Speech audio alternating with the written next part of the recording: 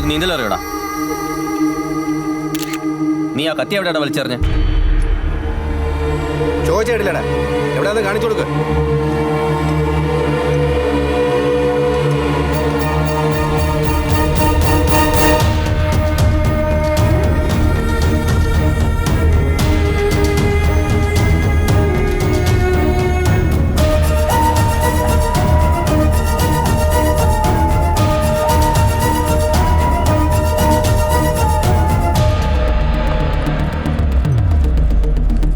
Sir, മനോജാണ്. രാജീവേ, sir, spot ഒന്ന് കാണിച്ചു കൊടുക്കും. ആ വാ.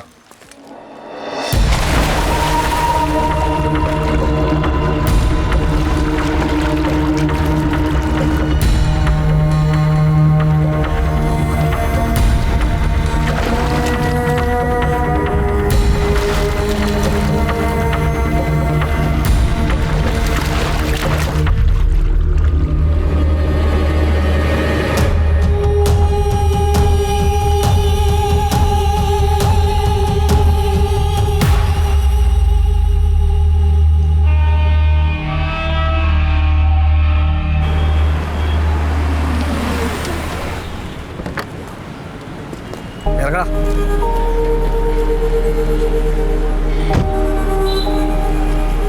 നടക്കടാ അങ്ങോട്ട്.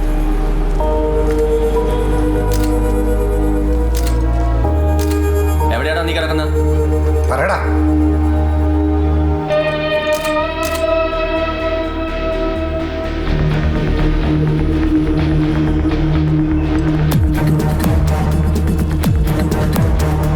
പുറത്തോട്ടിറങ്ങുന്നേ. അവിടെ നിന്നാ മതി. മാറിയിരിക്കുന്നേ.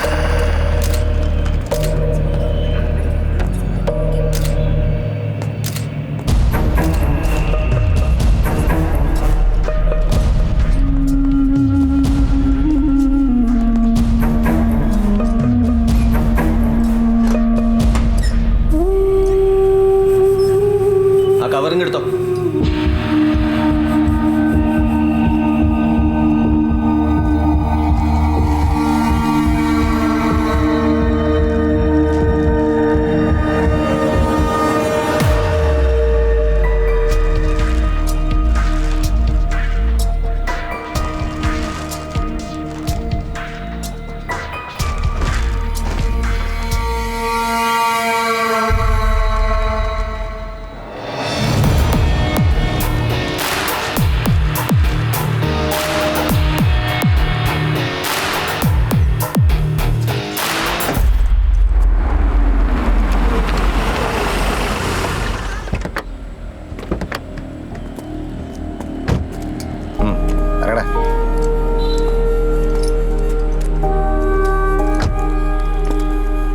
ഇനിയുള്ള നിന്റെ ജീവിതം ഇവിടെ.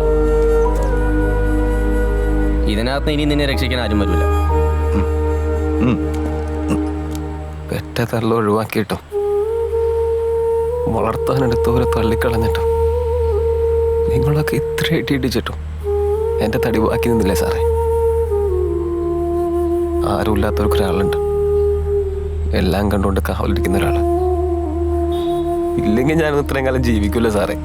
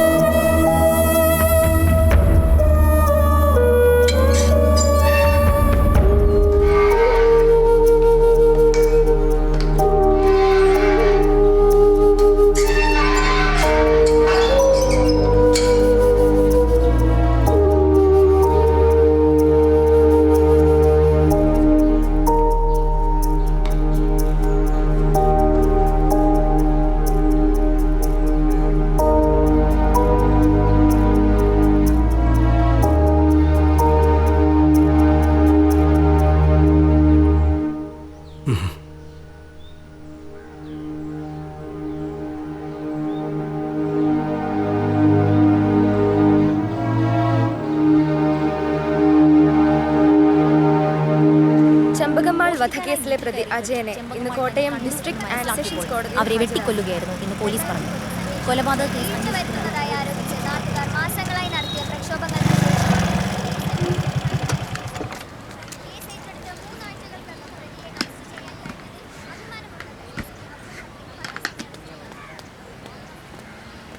Good morning Hannah. Good morning. Hi Hannah വക്കീൽ ഹാപ്പി അല്ലേ? മുട്ടായി. ഹലോ വനജ വക്കീൽ ഹാപ്പി അല്ലേ? മുട്ടായി മുട്ടായി. നീ മുടങ്ങാണ്ട് കോടതിയിൽ ഹാജരുണ്ടല്ലോ, എന്തെങ്കിലും കിട്ടുണ്ടോടി? ഒരു കമ്മീഷൻ പോലും കിട്ടണില്ലേ ചേച്ചി? ഏയ് ഞാൻ കൃത്യമായിട്ട് കോടതിയിൽ വന്നില്ലെങ്കിലേ എപ്പ പിടിച്ച് കെട്ടിച്ചെന്ന് ചോദിച്ചാൽ മതി. എന്താ നിന്റെ BSNL എഞ്ചിനീയറുടെ കാര്യം? ആള് മോഹിച്ച് നടക്കത്തേ ഉള്ളൂ. നീ വീട്ടിലെന്താ പറഞ്ഞത്? അയാൾക്ക് നല്ല കഷിൻ്റെ ഉണ്ടെന്ന്. എടി നീ ഒന്ന് പ്രാക്ടിക്കലാവും. ഈ ട്യൂഷനും പഠിപ്പിച്ച് കിട്ടുന്ന കാശും കൊണ്ട് വക്കീലാന്ന് പറഞ്ഞ് നടന്ന് മടുത്തില്ല നിനക്ക്? ചെമ്പകമാൾ വധക്കേസിലെ പ്രതി അജയനെ കോട്ടയം ഡിസ്ട്രിക്ട് ആൻഡ് സെഷൻസ് കോടതി ഇന്ന് ഹാജരാക്കുന്നു.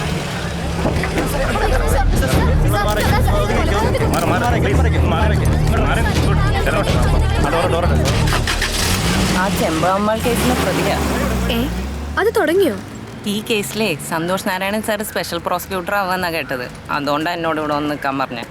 സന്തോഷ് സാറ് എന്നെ പറ്റി ചോദിക്കാറുണ്ടോ? പിന്നെ നിന്നെ പറ്റിയല്ലേ? എടി നിന്നെ പോലെ എത്ര എണ്ണം സാറിന്റെ പിന്നാലെ ജൂനിയർ ആവാൻ വേണ്ടി നടക്കണ്ടെന്ന് എനിക്കറിയൂ. പിന്നെ ആ വാശിയും പിടിച്ചിറങ്ങി പോന്ന നിന്നെ പറ്റി ചോദിക്കാൻ. ഒന്ന് പോടി. ഞാൻ ഗുമസ്തപ്പണി ചെയ്യാൻ വേണ്ടിയിട്ടല്ല സന്നദ്ധ എടുത്തത്. എനിക്ക് അങ്ങനത്തെ ഒരു വക്കീലാവാൻ വേണ്ട.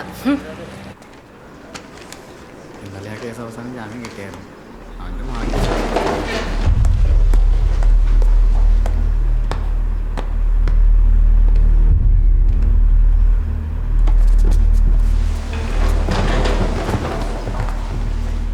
SC കേസ് നമ്പർ 41/17 ചമ്പക അമ്മാൾ വധം. പ്രൈം അക്യൂസ്ഡ് അജയൻ എന്ന അജ്മൽ.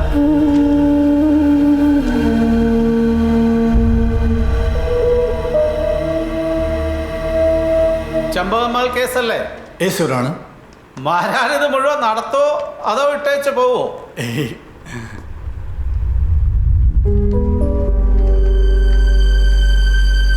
തനിക്ക് എത്ര വയസ്സായിട്ടോ? എന്താ തന്റെ പ്രായം അറിയില്ലേ?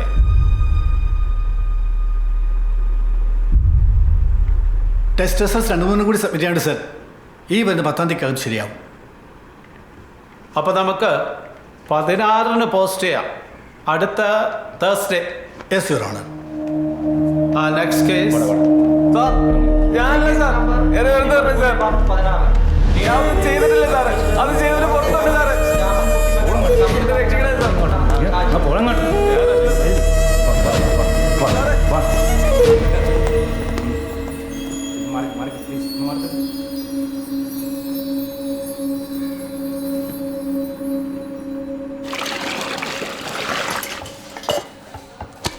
നീ വിഷമിക്കണ്ട രാജയ. ഇനി നീ കോടതി ചൊല്ലുമ്പം ജഡ്ജിയാമാനെ ഒരു പരാതി കൊടുക്ക്. നിന്നെ നുണപരിശോധനയ്ക്ക് വിടണമെന്ന് പറഞ്ഞു. അപ്പോൾ അറിയാലോ നീ പറയണത് നേരാണോ കള്ളാണോ.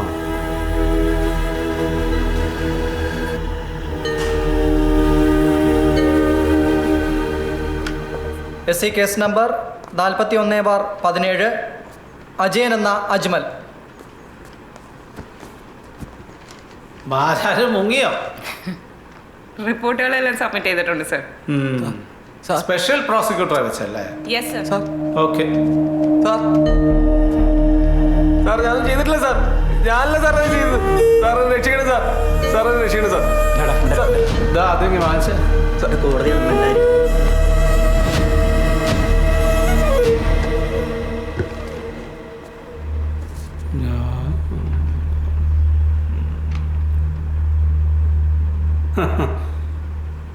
ഇയാൾക്ക് വക്കീലില്ലേ?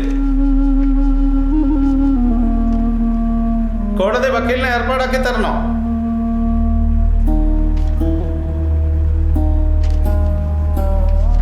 ഈ കേസിലെ പ്രതിയായ അജയൻ എന്ന അജ്മലിന് കോടതിയിലെ തുടർ നടപടികൾക്ക് സഹായമായി advocate Hannah എലിസബത്തിനെ legal aid കൗൺസിലായി നിയമിച്ചിരിക്കുന്നു.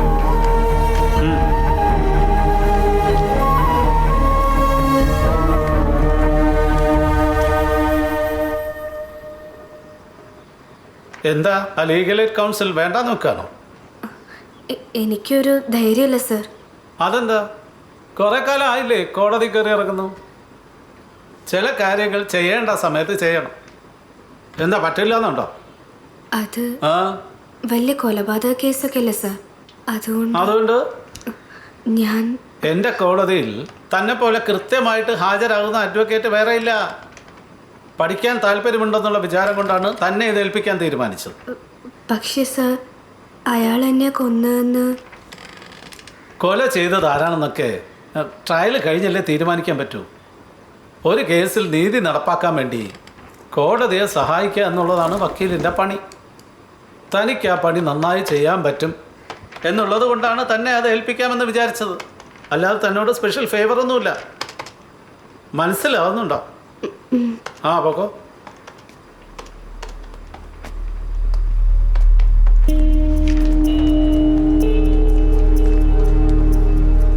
Sir, ചെമ്പകമ്മാൾ കേസിന്റെ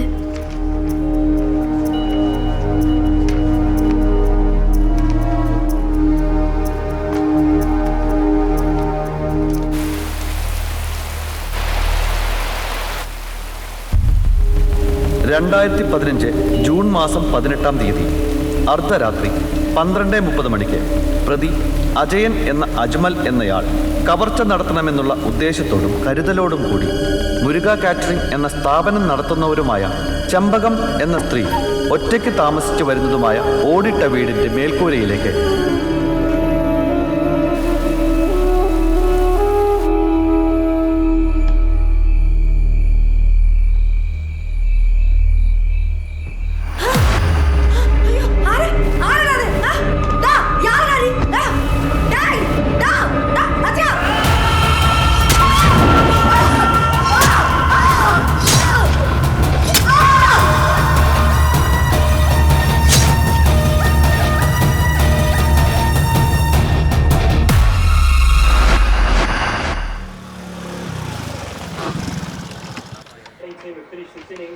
ഭരതേട്ടൻ നിന്നെ എത്ര അന്വേഷിച്ചെന്നോ? ഫോൺ വിളിച്ചൊന്ന് എടുത്തൂടെ? സന്തോഷ് നാരായണൻ സാറിൻ്റെ അടുത്തുനിന്ന് പോന്നേ പിന്നെ ഈ ലൈബ്രറിയുടെ നടത്തിപ്പ് ഞാനങ്ങ് ഏറ്റു. ഇവിടെയും ക്രിക്കറ്റ് കളി തന്നെയാണല്ലോ. അത് പിന്നെ നമ്മുടെ ജീവനല്ലേ, അത് വിട്ടൊരു കളിയില്ലെന്ന് നിനക്കറിഞ്ഞൂടെ? അതുപോട്ടെ, നീ എന്തിനാ വിളിച്ചത്? ഭരതേട്ട, ചെമ്പകമ്മാൾ മർഡർ കേസിലെ ലീഗൽ എയ്ഡ് ഞാൻ എടുത്തു. അത് നന്നായി. ഇത് പറയാനാണോ നീ ഇപ്പോൾ ഇവിടം വരെ വന്നത്? അല്ല, ആദ്യമായിട്ടൊരു കേസ് വാദിക്കാൻ പോവല്ലേ. എന്നെ സപ്പോർട്ട് ചെയ്യാൻ വേറെ ആരോ ഉള്ളേ?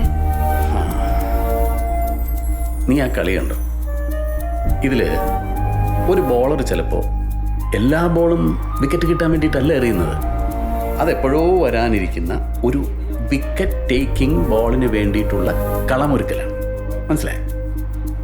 അതായത് ഇത് നീ എറിയാൻ പോകുന്ന ആദ്യത്തെ ബോളാണ്. വിക്കറ്റ് തെറിക്കാതിരിക്കുകയോ ഒക്കെ ചെയ്യട്ടെ, പക്ഷേ ഈ ഒറ്റ ബോളോടുകൂടി നിന്റെ ഒരു സ്റ്റൈലും വിഗറും ഡെഡിക്കേഷനും ഒക്കെ ലോകം മുഴുവൻ തിരിച്ചറിയും. പിന്നെ ഏത് ബാറ്റ്സ്മാനും നല്ല ബഹുമാനത്തോടെ നിന്റെ മുമ്പിൽ നിൽക്കുള്ളൂ. You proceed. All the best. Thank U.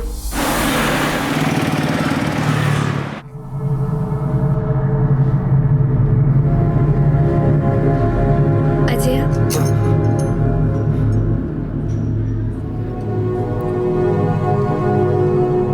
എൻ്റെ പേര് ഹന്ന. അജയന് വേണ്ടി വാദിക്കാൻ സെഷൻസ് കോടതി ജഡ്ജ് എന്നെ നിയമിച്ചിട്ടുണ്ട്.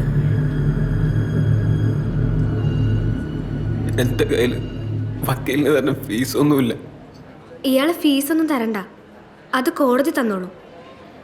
കോടതി തരുന്ന കാശ് കൊണ്ട് വാദിച്ച കോടതി പറയുന്നൊക്കെ ചെയ്യേണ്ടി വരില്ലേ? എന്നെ തൂക്കിക്കൊല്ലാനാണ് കോടതി പറയുന്നതെങ്കിലും എനിക്കാരും വിശ്വാസമില്ല. ഞാൻ കണ്ട എല്ലാവരും എന്നെ ഉപദ്രവിച്ചിട്ടേ ഉള്ളൂ. എന്നോട് ഇത്രയെങ്കിലും സ്നേഹമായിട്ട് പെരുമാറിയിട്ടുള്ളൂ ആ ചെമ്പമ്മള. ഇപ്പൊ അതിന്റെ പേരില ഏറ്റവും വലിയ ഉപദ്രവം കിട്ടിയത്. അല്ല ജയ, ഇതിപ്പോ എന്താ പറ്റിയേ? ആശുപത്രി കിടക്കാൻ?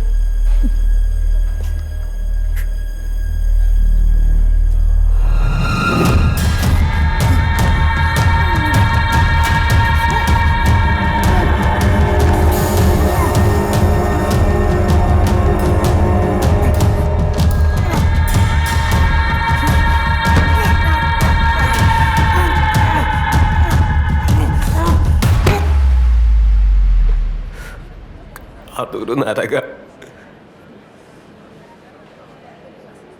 വക്കീലിനും പറ്റുമെങ്കിൽ അതിൽ നിന്ന് രക്ഷിക്കും. അജയനെതിരെയുള്ള ക്രൈംബ്രാഞ്ചിന്റെ കേസ് സ്ട്രോങ്ങാ. അവന്മാർ ശരിക്കും പൂട്ടിയിട്ടുണ്ട്. ഞാനൊരു കുറ്റം ചെയ്തിട്ടില്ല. പക്ഷേ അജയ, ക്രൈംബ്രാഞ്ച് എല്ലാത്തിനും കൃത്യമായിട്ട് തെളിവുകൾ വെച്ചിട്ടുണ്ട്. കോടതിയിൽ തെളിവുകളാ പ്രധാനം. ഇതിപ്പോ അജയനല്ല അത് ചെയ്തെന്ന് സമ്മതിച്ചാൽ പോലും ആ കത്തിയും പേഴ്സും ഷർട്ടും അവിടെ ഉണ്ടായിരുന്നു. ആ പേഴ്സും ഷർട്ടും എങ്ങനെ അതിനകത്ത് വന്നതെന്ന് എനിക്കറിയില്ല.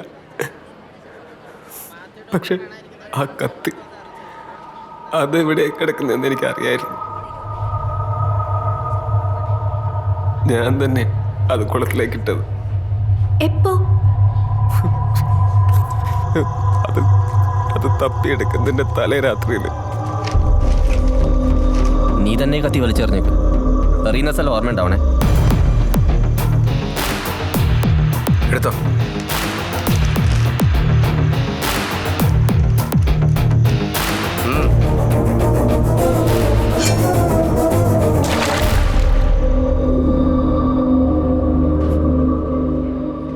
അപ്പൊ പിന്നെ അജയൻ എന്തിനാ ചെമ്പകമാളെ കൊന്ന കാര്യം സമ്മതിച്ചേ?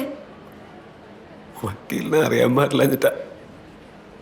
എനിക്ക് കിട്ടിയ മാതിരി ഇടി കിട്ടിയ ചമ്പകമാലിനല്ല, ഇന്ദിരാഗാന്ധിനെ കൊന്നത് പോലും നമ്മളാണെന്ന് സമ്മതിച്ചോ?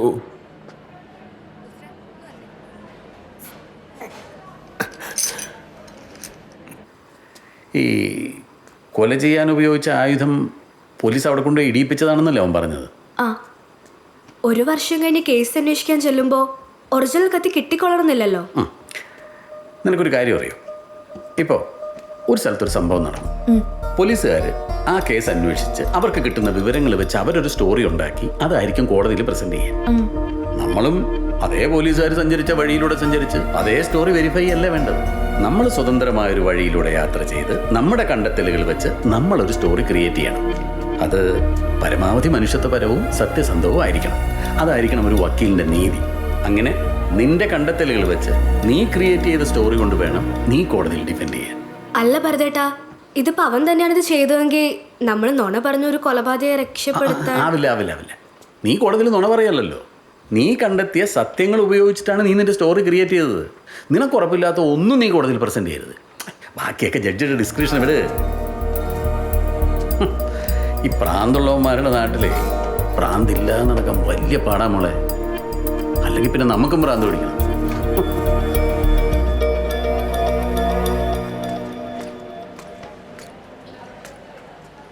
സർ, അജയനൊന്ന് കാണാൻ.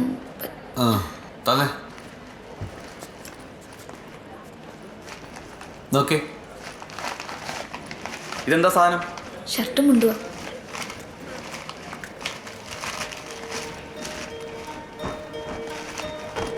കയറിക്കോ, പെട്ടെന്ന് വേണം, അല്ലെ ഞങ്ങൾക്ക് പണിയാക്കണ്ട.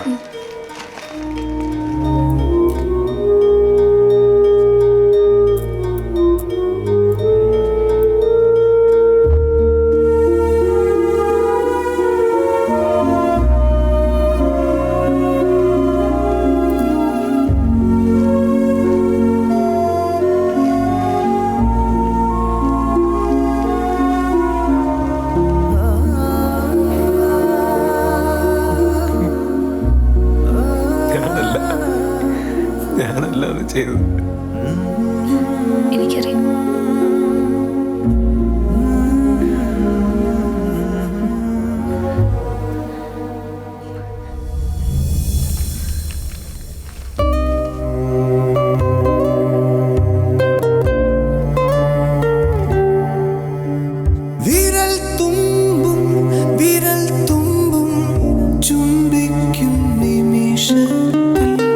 ചിറകടികൾ മൗനം മൗനം മനസ്സു മനസ്സിലേക്കൊഴുകും പ്രവാഹത്തിൻ തിരയടികൾ മൗനം.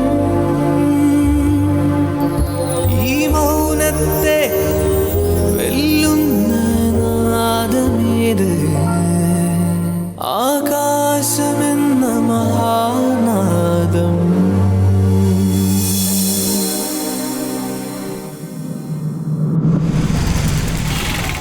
ശരിക്കും മോഷ്ടിക്കുമെന്നൊന്നും ഞങ്ങൾക്ക് പറയാനാവില്ല. പക്ഷേ അവനാണോ ചെമ്പമ്മളെ കൊന്നെന്ന് പോലീസുകാരെ ചോദിച്ചാൽ അല്ലെന്ന് പറയാൻ നമുക്ക് പറ്റില്ല. കാരണം അവൻ അതും ചെയ്യും, അതിനപ്പുറവും ചെയ്യും. സാധാരണക്കാരെ പോലെ അല്ല അവൻ്റെ പെരുമാറ്റം. അതുകൊണ്ടാ അജയനല്ല അമ്മാളെ കൊന്നെന്ന് പറയാൻ ഞങ്ങൾ റെഡിയല്ലാത്തത്. അതെ.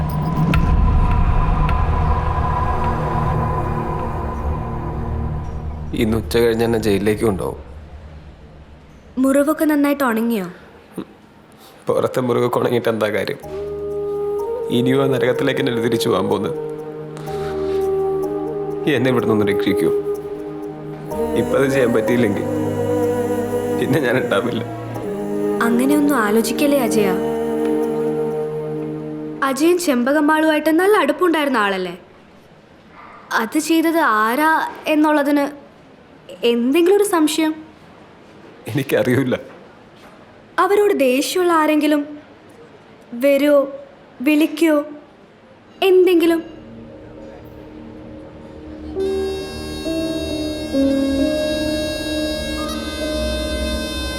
ഒരു ദിവസം രാത്രി ചെമ്പമ്മൻ്റെ ഒപ്പം വൈക്കത്തമ്പലത്തിൽ ഉത്സവത്തിന് പോയിരുന്നു. അവരെന്നെ കൂട്ടുവിളിച്ചുകൊണ്ട് പോയതാ. അന്ന്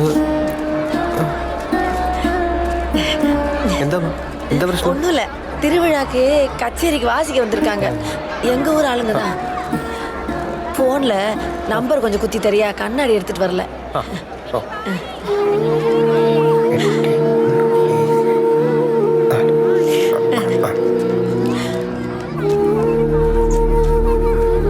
അവര് സംസാരിക്കുമ്പോൾ എന്തോ പ്രശ്നമുള്ളത് പോലെ എനിക്ക് തോന്നിയിരുന്നു.